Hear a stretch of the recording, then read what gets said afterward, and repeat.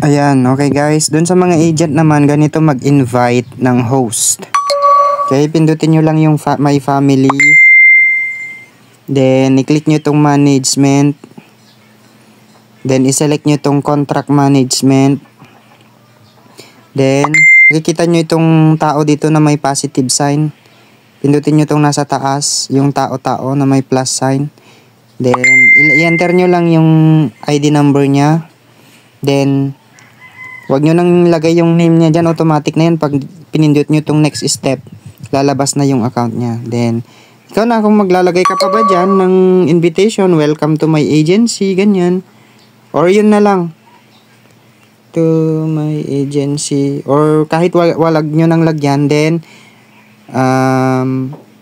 mag-back kayo, then pindutin nyo itong confirm invitation. Ayan, automatic na siya na marireceive na niya yung invitation nyo. So, mag-back na kayo, then antayin nyo na lang na i-approve nung in-invite nyo yung invitation ninyo. At mapasama siya dito sa team nyo. Ayan, nandiyan na yung team nyo. May 8 na siyang host. Ayan, family equity, management, ayan, host management. Ayan, makikita mo na yan yung mga nag-approve na. Or na pumasok sa invitation link mo. Ayan.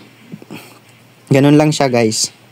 Kung mag-invite naman kayo ng agent, puntaran lang kayo sa my family, then management, then invite agent.